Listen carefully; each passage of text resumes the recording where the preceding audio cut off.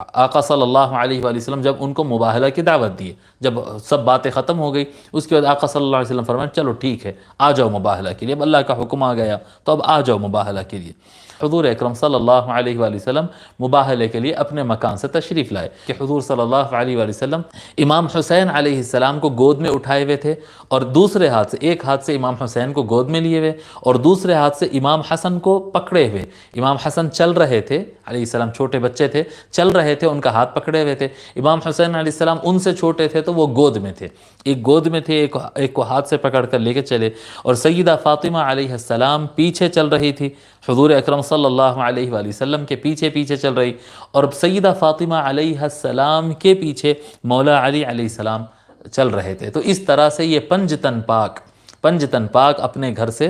مباہلہ کے لیے نکلے۔ جب اللہ تبارک و تعالیٰ نے فرمایا کہ ہم اپنے بچوں کو لائیں گے تو آقا صلی اللہ علیہ وسلم نے امام حسن و حسین کو لیا، اور اللہ تعالیٰ نے فرمایا کہ ہم اپنی عورتوں کو لائیں گے تو آقا صلی اللہ علیہ وآلہ وسلم نے اپنی بیٹی فاطمہ کو لیا، اور ہم اپنی جانوں کو لے کر آئیں گے تو آقا صلی اللہ علیہ وآلہ وسلم نے اپنے ساتھ مولا علی علیہ السلام کو لیا۔ مگر یہ جو 5 سامنے آئے، وہ جو کیا کہتے ہیں، عیسائیوں کے درمیان اختلاف ہو رہا تھا کہ مباہلہ کرنا ہے یا نہیں کرنا ہے، کرنا ہے یا نہیں کرنا ہے، لیکن جب آقا صلی اللہ علیہ وسلم اپنے ان چاروں کو یعنی پنجتن پاک جب سامنے آئے تو اس وقت وہ لوگ چہرے دیکھنے کے بعد، وہ ان کے جو بڑے لوگ ہیں وہ کہے کہ کیا کہتے ہیں، اے اہل نجران، ہم وہ چہرے دیکھ رہے ہیں کہ اگر یہ ہاتھ اٹھا کر دعا مانگیں تو ان کے لیے تو اللہ تبارک و تعالیٰ پہاڑوں کو اپنے مقاموں سے ہٹا دے گا۔ الحمدللہ رب العالمین، والصلاة والسلام علی سید الاولین والآخرین، سیدنا و نبینا مولانا محمد وعلی آلہ وصحبہ اجمعین، اما بعد۔ محترم خواتین و حضرات، السلام علیکم ورحمۃ اللہ۔ اللہ تبارک و تعالیٰ کا یہ فضل و کرم ہے کہ ہم قرآن کریم کی تلاوت اور مطالعہ کر رہے ہیں، اور انشاءاللہ تعالیٰ آج ہم سورہ آل عمران کی آیت نمبر 61 سے اپنے مطالعے کا آغاز کرتے ہیں۔ آئیے شروع کرتے ہیں۔ اعوذ باللہ من الشیطان الرجیم، بسم اللہ الرحمن الرحیم۔ فمن حاجك فيه من بعد ما جاءك من العلم فقل تعالوا ندعو أبناءنا وأبناءكم ونساءنا ونساءكم وأنفسنا وأنفسكم ثم نبتهل فنجعل لعنة الله على الكاذبين۔ اللہ تبارک و تعالیٰ فرماتا ہے فمن حاجك فيه، پس اس معاملے میں جو کوئی آپ سے حجت کرے گا، بس جو کوئی آپ سے اس معاملے میں حجت کرے گا، یعنی حجت تو دلیل پیش کرنے کے لیے کہتے ہیں، لیکن یہاں پر معنی جو ہے کٹ حجتی ہے، یعنی جو دلائل پورے ہو جانے کے بعد، بحث مکمل ہو جانے کے بعد، ثبوت پیش ہو جانے کے باوجود بھی جو ضد کرتا ہو، اصرار کرتا ہو، المراء جس کو کہتے ہیں، حجت کرنا، اردو میں استعمال کرتے ہیں حجت کرنا، یعنی بحث کرنا اور بات کو ختم نہ کرنا، اور سامنے والے کی بات پورے دلائل سے سمجھا دیے جانے کے باوجود بھی نہیں ماننا، تو جو کوئی اس طرح سے کرے گا، من بعد ما جاءک من العلم، بعد اس کے کہ جو کچھ آپ کے پاس علم آ گیا ہے، یعنی وہ سارے دلائل رسول اکرم صلی اللہ علیہ وآلہ وسلم پیش کر دیے تھے۔ کس کی گفتگو ہو رہی ہے؟ یہ بنی نجران، جس کے بارے میں ہم کل گفتگو کیے تھے کہ نجران سے ایک وفد آیا تھا، اور رسول اکرم صلی اللہ علیہ وآلہ وسلم سے وہ کر رہا تھا، ڈیبیٹ کر رہا تھا، مناظرہ کر رہا تھا کہ عیسیٰ علیہ السلام اللہ تعالیٰ کے بیٹے ہیں اور وہ معبود ہے، اور ان کا جو دین ہے وہ درست ہے، اور حضور اکرم صلی اللہ علیہ وآلہ وسلم ان کو یہ بات سمجھا رہے تھے کہ یہ دین جو تم اتباع کر رہے ہو یہ حضرت عیسیٰ علیہ السلام کا لایا ہوا دین نہیں ہے، اور تم غلط راہ پر ہو، اور اسلام ہی صحیح راستہ ہے جو کہ میرا لایا ہوا اور بتایا ہوا راستہ ہے، اور یہی راستہ حضرت سیدنا عیسیٰ علیہ السلام کا ہے۔ اب یہ کافی ان کی حجت کرنے کے بعد حضور اکرم صلی اللہ علیہ وآلہ وسلم ان کو سارے دلائل دے دیے، اور گزشتہ 2-3 ایپیسوڈ سے ہم جو ہے وہی عنوان پڑھ رہے ہیں، 3-4 ایپیسوڈ سے ہم پڑھ رہے ہیں کہ عیسیٰ علیہ السلام کس طرح سے پیدا ہوئے، کس طرح سے اللہ تبارک و تعالیٰ نے ان کو عطا کیا، اور بی بی مریم علیہ السلام کی لائف سے، ان کے بچپن سے، ان کے پیدائش سے سارا واقعہ اللہ تبارک و تعالیٰ بیان کر دیا۔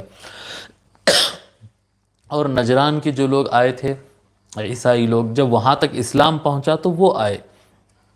تیاری کر کے آئے کہ مناظرہ کر لیں گے، لیکن جب وہ دیکھے کہ حضور اکرم صلی اللہ علیہ وآلہ وسلم کو ساری باتیں معلوم ہیں، اور جو انجیل میں اور بائبل میں اور تورات میں لکھی ہوئی ہے وہ بھی ان کو معلوم ہے، اور ان کے دلائل پورے لاجیکل ہے، مضبوط ہے، علمی ہے، اس کے باوجود وہ ماننے تیار نہیں ہوئے۔ 3 دن یہ حضور صلی اللہ علیہ وسلم کے پاس آ کر مقیم رہے، مدینہ شریف آئے تھے یہ نجران سے، نجران کافی دور ہوتا مدینہ شریف سے، وہ وہاں سے آئے اور گفتگو کی، جیسے کہ میں بتایا کہ وہ یمن کے بارڈر پر ہے، وہ آئے اور وہاں پر ٹھہرے، 3 دن تک ان کا قیام رہا، حجت کرتے رہے، ساری باتیں آقا صلی اللہ علیہ وآلہ وسلم واضح کر دیے، اس کے باوجود وہ حجت کرتے رہے۔ تب اللہ تبارک و تعالی یہ آیت نازل فرماتا ہے فَمَنْ حَاجَّكَ فِيهِ مِن بَعْدِ مَا جَاءَكَ مِنَ الْعِلْمِ، پس جو کوئی آپ سے حجت کرے گا اس معاملے کے اندر بعد اس کے کہ جو کچھ آپ کے پاس علم آ گیا ہے، سارے دلائل اور علم آپ کے پاس آ گیا ہے، اس کے باوجود جو کوئی آپ سے حجت کرتا ہے، فَقُلْ تَعَالَوْا نَدْعُ أَبْنَاءَنَا وَأَبْنَاءَكُمْ، فَقُلْ، پس آپ اس سے کہہ دیجئے، تو آپ کہہ دیجئے، اب اس کے باوجود اگر کوئی حجت کرتا ہے تو آپ اس سے کہہ دیجئے، کیا کہہ دیجئے؟ تعالوا، کہ آ جاؤ،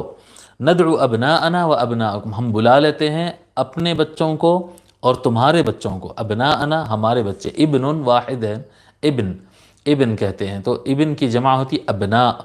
جی ابناءنا ہمارے بچے، اور تم ابناءکم اور تمہارے بچے، ونساءنا اور ہم اپنی عورتوں کو لائے، وَنِسَاءَكُمْ اور تم اپنی عورتوں کو لے کر آؤ، وَأَنفُسَنَا وَأَنفُسَكُمْ اور ہم اپنی جانوں کو پیش کریں اور تم اپنی جانوں کو پیش کرو، ثُمَّ نَبْتَهِلْ اور جمع ہو کر ہم جو ہے ابتہال کرتے ہیں، مباہلہ کرتے ہیں، ثُمَّ نَبْتَهِلْ پھر ہم جمع ہو کر مباہلہ کرتے ہیں۔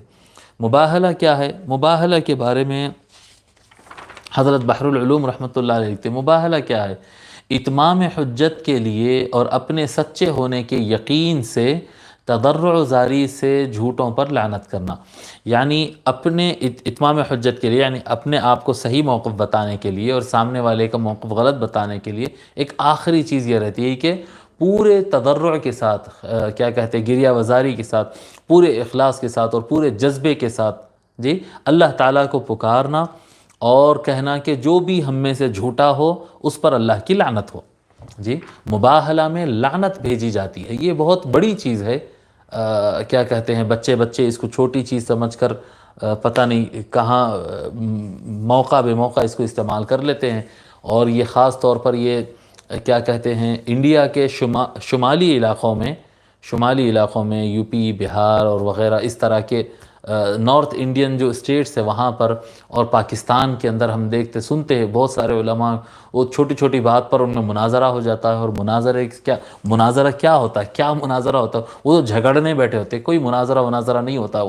وہ مجادلہ ہوتا ہے، جھگڑا ہوتا ہے، بس دونوں ایک دوسرے کے خلاف دلائل لیتے ہیں، اس کے بعد مباہلے کا اعلان، نہیں ایسا نہیں ہوتا۔ حضور اکرم صلی اللہ علیہ وآلہ وسلم پوری حیات مبارکہ میں ایک مرتبہ مباہلہ فرمائے ہیں، وہ بھی اللہ تعالیٰ کے حکم سے، وہ بھی غیر مسلموں کے ساتھ، کیونکہ اس کے اندر کیا ہوتا ہے، لعنت کے لفظ استعمال، یعنی لعنت کا معنی اس کے اندر آتا ہے کہ ہم میں سے جو بھی جھوٹا ہو اس پر اللہ کی لعنت ہو۔ ہاں بزرگان دین اللہ والوں نے جہاں بہت زیادہ ضروری ہو جائے اور احقاق حق کو ثابت کرنا ہو، اور ملت کا اور دین کا اور قوم کا مسئلہ آ جائے اور بہت بڑی بات ہو جائے، لوگوں کی ایمانوں کی حفاظت کی جہاں پر ضرورت ہو جائے، تو اولیاء اللہ نے مباہلہ کیا ہے جہاں پر ضرورت ہو، لیکن شخصی باتوں کے لیے، نفسانی باتوں کے لیے اور چھوٹی چھوٹی باتوں کے لیے مباہلہ کرنا اور بات کا بتنگڑ بنانا، یہ کیا کہتے ہیں چھوٹی ذہنیت، کمظرفی اور لا علمی اور نادانی کے نتائج ہوتے ہیں کہ اس طرح سے لوگ باتیں کرتے ہیں۔ تو بہرحال مباہلہ میں کیا ہوتا ہے، مباہلہ میں ایک جگہ جمع ہوتے، دونوں طرف ایک دوسرے کو، یہ کہتا ہے کہ تم جھوٹا ہو، یہ کہتا ہے تم جھوٹا ہو، تو جو ہے دونوں اپنے آپ کو حق پر اس یقین کے ساتھ مان لے کہ دعا کرے، ایسی دعا نہ کرے کہ اللہ کی لعنت تجھ پر ہو، نہیں ایسی دعا نہیں، بلکہ دونوں مل کر یہ دعا کرے کہ ہم میں سے جو بھی جھوٹا ہو اس پر اللہ کی لعنت ہو۔ تو یہ بہت بڑی شے ہوتی ہے، تو یہ اس طرح سے یہ مباہلہ کیا جاتا، اور یہ اصل میں یہ لفظ بہلہ سے ہے، اور بہلا بھی پڑھا گیا ہے، اور اس کا معنی لعنت آتا ہے۔ لعنت آتی ہے۔ اس کا معنی امام نصفی رحمۃ اللہ علیہ لکھتے ہیں نتباہل بان نقول بہلۃ اللہ علی الکاذب منا ومنکم، ہم میں اور تم میں جو بھی جھوٹا ہے اس پر اللہ کی لعنت ہو جی۔ اور بہلا با کے فتحہ کے ساتھ بھی، زبر کے ساتھ بھی پڑھا جاتا ہے، اور ضمہ یعنی کہ پیش کے ساتھ بھی پڑھا جاتا ہے، بہلا اور بہلا۔ تو یہ مباہلہ کا حکم ہوا، اللہ تبارک و تعالیٰ کے پاس سے حکم آیا کہ تم جو ہے اے محبوب صلی اللہ علیہ وآلہ وسلم، یہ سارا علم آ جانے کے باوجود بھی اگر تم سے کوئی حجت کرتا ہے تو اس سے یہ کہہ دو کہ لا لو اپنے بچوں کو، ہم بھی لاتے اپنے بچوں کو، تم بھی لاؤ اپنے بچوں کو، ہم لاتے اپنی عورتوں کو اور تم لاؤ اپنی عورتوں کو، اور ہم اپنے آپ کو پیش کرتے ہیں اپنی جانوں کو اور تم اپنی جانوں کو پیش کرو، اپنے آپ کو پیش کرو، ثم نبتہل، پھر اس کے بعد ہم سب مل کر ابتہال کریں گے اور مباہلہ کریں گے، ہم سب مل کر مباہلہ کریں گے اور اللہ تعالیٰ سے گریہ وزاری کے ساتھ مانگیں گے۔ ابتہال کیا کہتے ہیں؟ گڑ گڑا کر مانگنا اللہ تعالیٰ سے۔ ثم نبتہل فنجعل لعنت اللہ علی الکاذبین، ہم ابتہال کرتے ہیں، مباہلہ کرتے ہیں ایک دوسرے سے، اللہ تعالیٰ کی بارگاہ میں ابتہال کرتے ہیں اور کہتے ہیں فنجعل، پس کر دیتے ہیں اللہ کی لعنت کو جھوٹوں پر، فنجعل لعنت اللہ علی الکاذبین، پس ہم اللہ تعالیٰ کی لعنت کو جھوٹوں پر کر دیتے ہیں۔ اس طرح سے اللہ کے رسول صلی اللہ علیہ وآلہ وسلم پر اللہ تبارک و تعالیٰ کا حکم آ گیا اور حضور صلی اللہ علیہ وآلہ وسلم ان کو مباہلہ کی دعوت دی۔ اور یہ مفسرین کرام بعض مقامات پر لکھتے ہیں کہ مباہلہ کی دعوت اصل میں عیسائیوں نے شروع کیا تھا، کرسچنز نے شروع کیا تھا۔ حضور اکرم صلی اللہ علیہ وآلہ وسلم ان کو 3 دن تک سمجھاتے رہے لیکن وہ نہیں مانے، اس کے بعد مباہلہ کی دعوت دینے لگے کہ مباہلہ کر لیں گے، مباہلہ کر لیں گے۔ تو سرکار اس کو کافی دیر تک اوائڈ کرتے رہے کیونکہ بہت سخت رہا۔ آپ دیکھیں اللہ کی وحدانیت کا مسئلہ ہے اور پوری کی پوری قوم بنو نجران جو ہے، نجران اتنا بڑا قبیلہ اور ایک علاقے کے مسلمان ہونے اور اسلام اور کفر کا مسئلہ وہاں پر آ گیا۔ 3 دن تک حضور صلی اللہ علیہ وآلہ وسلم صبح و شام ان کے ساتھ مناظرہ کرنے کے باوجود اور اس کے باوجود ان کی طرف سے مباہلے کا بار بار دعوت دی جانے کے باوجود، چیلنج کرنے کے باوجود حضور صلی اللہ علیہ وآلہ وسلم اوائڈ کرتے رہے۔ پھر اس کے بعد آقا صلی اللہ علیہ وسلم فرماتے اب اگر تم نہیں مانتے ہی ہو تو پھر ٹھیک ہے، کر لیتے ہیں جی۔ حضور صلی اللہ علیہ وآلہ وسلم یہ چیز کو خوشی سے نہیں قبول فرمائے تھے کہ مباہلہ کر لیں گے اور وہ کر دیں گے اور یہ کر دیں گے۔ یہ اکثر جو ہے غلطی پر رہنے والے یا پھر صحیح بھی اگر ہو تب بھی بالکل نادان اور چھوٹے لوگ جو ہوتے وہ لوگ اس طرح کے معاملات میں جلد بازی کر دیتے ہیں، جلد بازی کرتے ہیں، جوش میں آ جاتے ہیں، چھوٹے چھوٹے معاملات میں بڑی بڑی باتیں کر دیتے ہیں۔ یہ اس طرح کے معاملات ہوتے ہیں۔ جو اعلیٰ ظرف کے لوگ ہوتے ہیں اور اونچے ہوتے ہیں اور تعلیم یافتہ ہوتے ہیں اور اس چیز کو سمجھتے ہیں کہ یہ کتنی بڑی چیز ہے، وہ اس طرح کی باتیں نہیں کرتے۔ حضور اکرم صلی اللہ علیہ وآلہ وسلم کی سنت کو اپناتے ہیں اور اس طرح کی باتوں کو جہاں تک ممکن ہو سکتا ہے اوائڈ کرتے ہیں حق پہ رہنے کے باوجود۔ آقا سے سچا کون ہے؟ حضور اکرم صلی اللہ علیہ وآلہ وسلم سے بڑھ کر سچا کون ہے؟ لیکن اس کے باوجود اس کو جہاں تک ممکن ہو سکے، کیونکہ حضور صلی اللہ علیہ وسلم بنو نجران کی ہدایت چاہتے تھے، ان پر اللہ کی لعنت بھیجنا نہیں چاہتے تھے۔ اگر دونوں ہاتھ اٹھ جاتے اور اللہ کی لعنت ان پر ہو جائے، اگر سرکار فرما دے تو لعنت نازل ہو جاتی ان کے اوپر اور تباہ ہو جاتے، برباد ہو جاتے، اور اللہ کے رسول ان کو برباد کرنا نہیں چاہتے۔ تو اکثر جو بڑے ہوتے ہیں وہ ان چیزوں کو اوائڈ کرتے ہیں اور اوائڈ کرنا چاہیے، یعنی مناظروں میں۔ اور اکثر یعنی یہ مناظر علماء جو ہوتے ہیں نا، یہ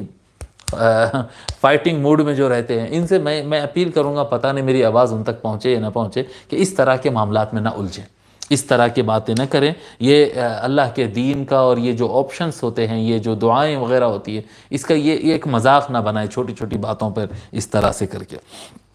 ٹھیک ہے۔ اب مباہلہ میں ہوا کیا تھا؟ مباہلہ میں جب اللہ تبارک و تعالیٰ یہ حکم نازل فرمایا تو اس کو امام نصفی رحمۃ اللہ علیہ خوب بیان کرتے، فرماتے روی انہ علیہ السلام لما دعاہم الی المباہلۃ۔ بہرحال یہاں پر ایک آدھا صفحہ عربی زبان میں ہے، میں اس کا عربی میں پڑھ کر ترجمہ کرنے کی بجائے ڈائریکٹ آپ کو سنا دیتا ہوں۔ روایت میں آتا جو امام نصفی روایت نقل کی ہے اس کی بات میں آپ کو بتا رہا ہوں۔ جب یہ کیا کہتے ہیں آقا صلی اللہ علیہ وآلہ وسلم جب ان کو مباہلہ کی دعوت دی، جب سب باتیں ختم ہو گئی، اس کے بعد آقا صلی اللہ علیہ وسلم فرمایا چلو ٹھیک ہے، آ جاؤ مباہلہ کے لیے، اب اللہ کا حکم آ گیا تو اب آ جاؤ مباہلہ کے لیے۔ تو انہوں نے کہا کہ ہم اس پر غور کر لیتے ہیں، اس پر ہم غور کر لیتے ہیں۔ اور یہ جا کر جب طے ہو گیا، یعنی پہلے تو وہ لوگ بول رہے تھے، لیکن حضور صلی اللہ علیہ وسلم جب قبول فرمائے اور کہے کہ ٹھیک ہے آ جاؤ مباہلہ کے لیے، تو وہ لوگ بولے ہم اپنے معاملے میں ذرا ایک مرتبہ غور کر لیتے، اور آپس میں جو غالباً مجھے ایسا یاد آ رہا ہے کہ یہ 60 لوگ تھے، 60 آدمی تھے جو نجران سے آئے تھے، تو یہ لوگ آپس میں مشورے کے لیے کچھ ٹائم لیے اور یہ مشورہ کیے، اور ان میں جو بڑا تھا، ایک سمجھدار تھا، اور اس نے یہ بات کہا کہ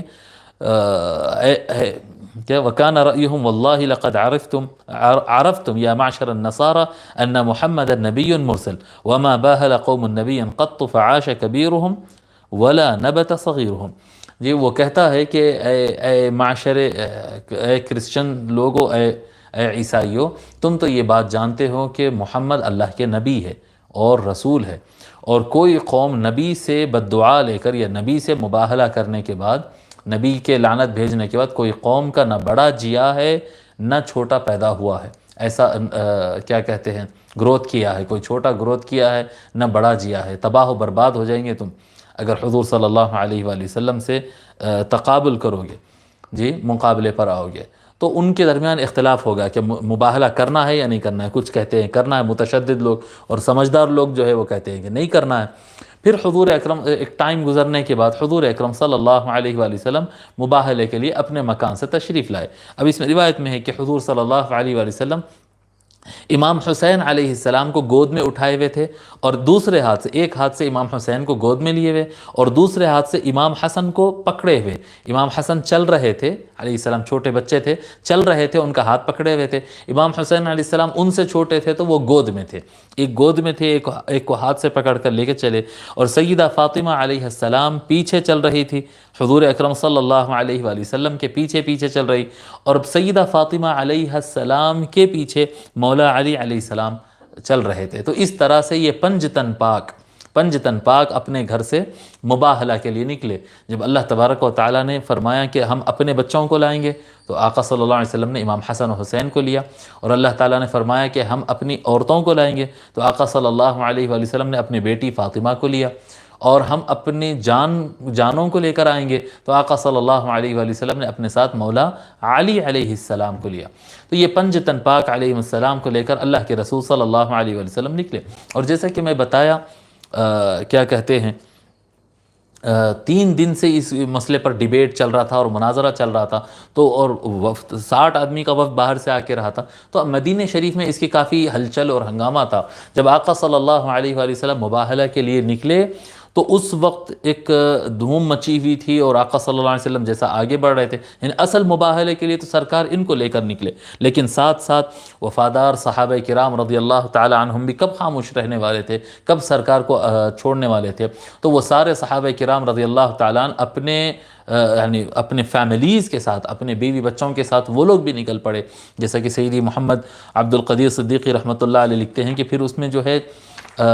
کیا کہتے ہیں، حضرت سیدنا ابو بکر رضی اللہ تعالی عنہ، حضرت عمر رضی اللہ تعالی عنہ، حضرت عثمان رضی اللہ تعالی عنہ، اور دیگر صحابہ سب کے سب اپنے بچوں کو اور عورتوں کو لے کر نکل گئے تھے۔ جی وہ لوگ بھی سب اپنے بچوں کے ساتھ آ گئے تھے، سب جو آقا صلی اللہ علیہ وآلہ وسلم کے ساتھ کھڑے ہونے کے لیے۔ اصل تو یہ 5 نکلے تھے، پھر ان کے ساتھ ساتھ یہ سارے لوگ پیچھے پیچھے جو ہے سب اس میں مباہلے کے لیے آئے، مگر یہ جو 5 سامنے آئے، وہ جو کیا کہتے ہیں، عیسائیوں کے درمیان اختلاف ہو رہا تھا کہ مباہلہ کرنا ہے یا نہیں کرنا ہے، کرنا ہے یا نہیں کرنا ہے، لیکن جب آقا صلی اللہ علیہ وسلم اپنے ان چاروں کو، یعنی پنجتن پاک جب سامنے آئے تو اس وقت وہ لوگ چہرے دیکھنے کے بعد، وہ ان کے جو بڑے لوگ ہیں وہ کہے کہ کیا کہتے ہیں، اے اہل نجران، ہم وہ چہرے دیکھ رہے ہیں کہ اگر یہ ہاتھ اٹھا کر دعا مانگیں تو ان کے لیے تو اللہ تبارک و تعالیٰ پہاڑوں کو اپنے مقاموں سے ہٹا دے گا، پہاڑوں کو ان کے مقام سے سرکا دے گا۔ اللہ تبارک و تعالیٰ